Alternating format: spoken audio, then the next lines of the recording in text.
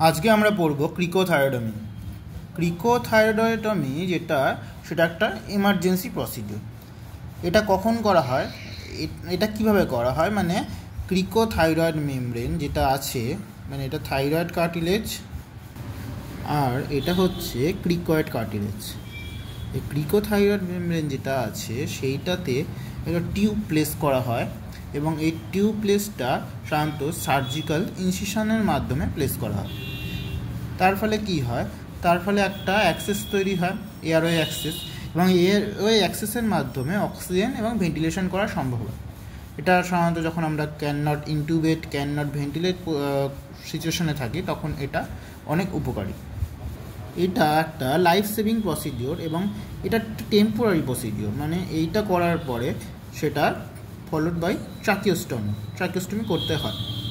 তাই আমাদের প্রথমেই অ্যানাটমি সম্পর্কে জানতে হবে। সুপেরিয়রলি কী আছে, মানে সুপারফিশিয়াল একটা মানে অ্যান্টেরিয়রলি যে নেকে থাকে এবং এটা সুপিরিয়রলি থাকে থাইরয়েড কার্টিলেজ, ইনফেরিয়র থাকে ক্রিকয়েড কার্টিলেজ, আর মানে articulation of thyroid and cricoid cartilage থাকে হচ্ছে ল্যাটারালি। এর মাঝখানে থাকে ক্রিকোথাইরয়েড মেমব্রেন এবং এর সুপিরিয়রলি থাকে ক্রিকোথাইরয়েড আর্টেরিয়াল ভেন থাকে, তার জন্য ইনসিশনটা সবসময় ইনফিরিয়রলি দিতে হয়। এইটা কি হয়, এইটা সাধারণত 9 মিলিমিটার ভার্টিক্যাল লেংথ, এটা হচ্ছে 9 মিলিমিটার ভার্টিক্যাল লেংথ এবং 30 মিলিমিটার হচ্ছে হরাইজন্টাল লেংথ। এবার ক্রিকোথাইরয়েডমি কখন করা হয়, ইন্ডিকেশন কী রয়েছে, যখন মানে can not intubate, can not ventilate পজিশনে থাকি, মানে কোনো কারণে মানে মুখে ট্রমা রয়েছে বা মুখে মানে ওরাল ট্রমা রয়েছে, ফেশিয়াল ট্রমা, ফ্যারিঞ্জিয়াল মানে নেজাল হেমারেজ রয়েছে, তখন তো আমরা ক্যান নট ভেন্টিলেট করতে পারছি না, তখন এটা করা হয়।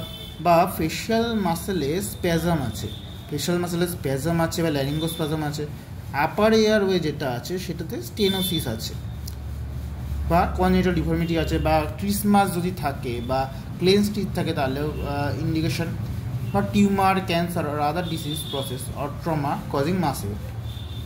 এয়ারওয়ে অবস্ট্রাকশনের সময় আমরা কখন করছি, যখন ওরোফ্যারিঞ্জিয়াল ইডিমা থাকছে, example anaphylaxis, foreign body obstruction থাকে, তখন এটা করা হয়। আর রিলেটিভ ইন্ডিকেশন অফ ক্রিকোথাইরয়েডমি কি, যখন সার্ভিক্যাল স্পাইন ইমুলেশন রয়েছে, সেকেন্ডারি টু ইনজুরি বা ম্যাক্সিলোফেসিয়াল ইনজুরি রয়েছে, তখন এটার রিলেটিভ ইন্ডিকেশন রয়েছে। নন এমার্জেন্ট ইন্ডিকেশনের মধ্যে পড়ছে প্রোলংড ইন্টিউবেশন, ম্যাক্সিলোফেসিয়াল বা ল্যারিঞ্জিয়াল আর ওরাল সার্জারি আর ব্রঙ্কোস্কোপি। এবার পড়বো হচ্ছে কন্ট্রাইন্ডিকেশন। কন্ট্রাইন্ডিকেশন কী রকম হতে পারে, একটা হচ্ছে অ্যাবসোলিউট হতে পারে, একটা রিলেটিভ হতে পারে। এই রিলেটিভ অ্যাবসোলিউট কন্ট্রাইন্ডিকেশন সাধারণত এজের উপর ডিপেন্ডেন্ট, মানে 5 বছরের নিচের বাচ্চাদের এটা করা হয় না, কারণ এতে ক্রিকোথাইরয়েড মেমব্রেনটা ডেভেলপ হয় না। আর 5 থেকে 12তে রিলেটিভ কন্ট্রাইন্ডিকেশন আছে, তাছাড়া অনেক রিলেটিভ কন্ট্রাইন্ডিকেশন আছে। এবার আমরা দেখব অনেক সময় ইউএসজির মাধ্যমেও ক্রিকোথাইরয়েডমি করা হয়।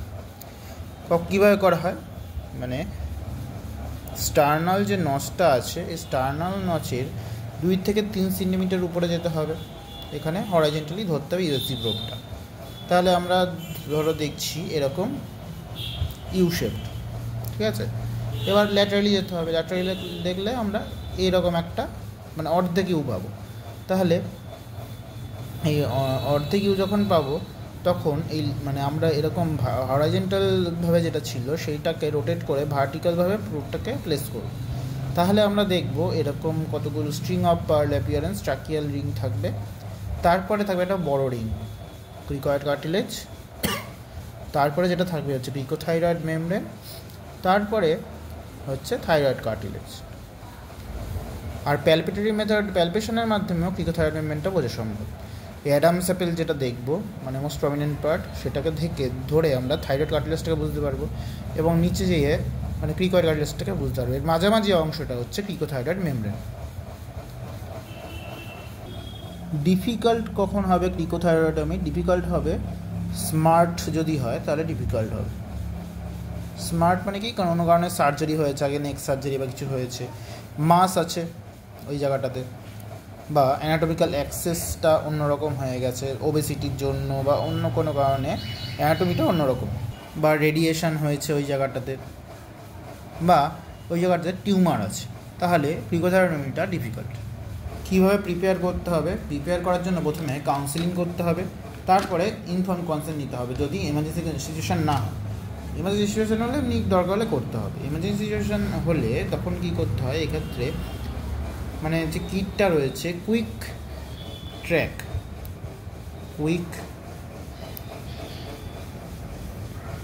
ট্র্যাক কিটটা নিতে হয়, যেটা হচ্ছে কমার্শিয়াল সেট বা কুক মেলকার কিট নিতে হয়। কুক মেলকার কিট বা কুইক স্ট্র্যাচ যে কিটটা, এগুলো না থাকলে কিছু কিছু ইনস্ট্রুমেন্ট নিলেই কাজটা হয়ে যেতে পারে। এক্ষেত্রে স্ক্যালপেল নেওয়া যেতে পারে 10 থেকে 20 সাইজে, যেখানে স্কিনটাকে ইনসিশন দিতে বা ক্রিকোথাইরয়েড মেমব্রেনকে ইনসিশন দিতে লাগতে পারে।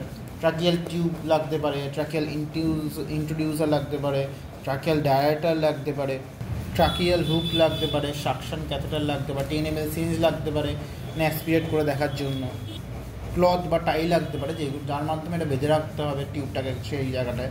তাছাড়া স্ট্যান্ডার্ড প্রিকশন মেনটেন করতে হবে ইনফেকশন এগেনস্টে, মানে গ্লাভস ঠিকঠাক করে পরতে হবে, অ্যাসেপ্টিক কন্ডিশন মেনটেন করতে হবে, এইগুলো। এবার পজিশন কী হবে? পজিশন হচ্ছে ক্রিকোথাইরয়েড মেমব্রেনটা এমনভাবে রাখতে হবে যাতে মানে স্টমাকের লেভেলের উপরে থাকে, যাতে অ্যাসপিরেশন না হয়। ক্রিকোথাইরয়েড মেমব্রেনটা না, ল্যারিংসটা মানে স্টমাকের উপরে রাখতে হবে যাতে অ্যাসপিরেশন না হয়।